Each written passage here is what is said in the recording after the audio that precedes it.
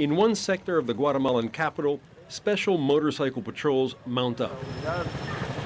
Each patrol includes members of the police and the army.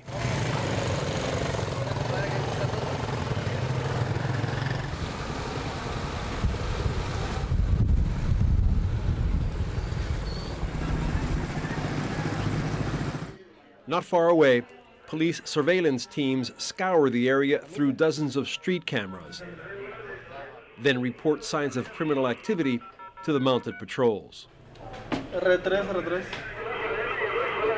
Supported by the United States Agency for International Development, or USAID, they grapple with Guatemala's crime rate, one of the highest in the world. As in other Central American nations, violence in Guatemala during the 1970s and 80s was largely political, with revolutionary insurgencies fighting repressive U.S.-backed regimes. Tens of thousands of Central Americans fled to the United States. Some joined gangs, were arrested, imprisoned, then deported back to their home countries, bringing with them the culture of gangs.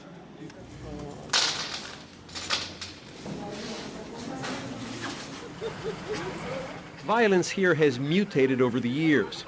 Today, it is mostly criminal, featuring international drug cartels and urban gangs.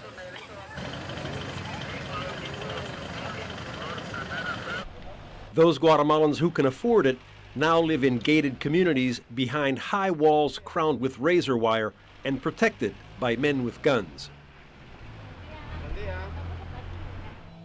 If violence in Central America has changed, so has religion's role in confronting it.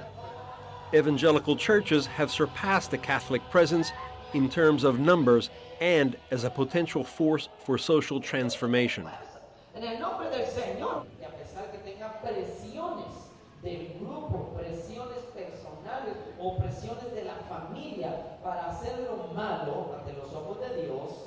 My name is Robert Brenneman. I'm a sociologist. I teach at St. Michael's College in Colchester, Vermont, and I conduct research on Central American gangs and religion. A la una aquí en la iglesia. Okay? Okay? Brenneman has returned to Guatemala to update research conducted for his book, Homies and Hermanos, God and Gangs in Central America. His trip is part of American University's project on religious responses to violence. This former gang member still bears the tattoos that identify him as one of the most despised members of Guatemalan society. ¿Has tenido algún acercamiento con la pandilla desde que saliste? Cero. Cero. Okay. Retirado. 100%. Los ranfleros, los líderes, siguen con la cosa de que respetan el camino de la iglesia por si alguien toma ese camino. This man wept as he recounted how rival gang members shot dead his younger brother.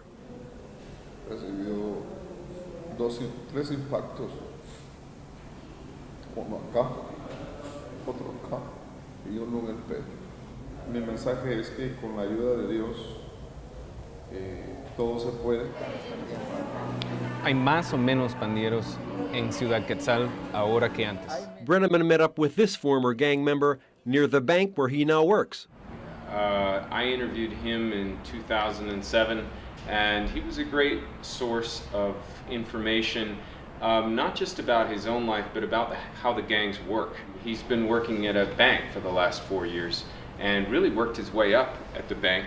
So when we interviewed him this time, he was wearing a very nice, sharp pinstripe suit, just like a financier would be wearing. He's got a very stable, good income, and he and his wife and 3 children live in a house that they have a mortgage on. Igualmente. Mucho gusto. Igualmente. It was really good to see him doing well. Neither USAID nor the church can eliminate Guatemala's gang problems. Brenneman believes that a key driving force behind ongoing violence here is the chronic inequality dividing Guatemalans by class and ethnicity.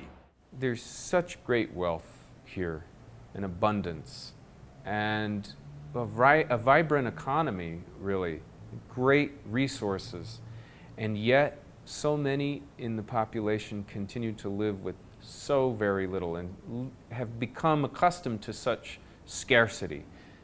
And in part because of those great economic extremes, the search for a little bit more wealth, a little bit nicer clothing, is all the more intense and all the more overpowering. I'm disappointed in some ways by the extent to which Guatemalans have gotten used to the vast inequality that exists right around them. I guess we all get used to the kind of social context that we live in, but I think it's unfortunate that it doesn't feel more uncomfortable to more people.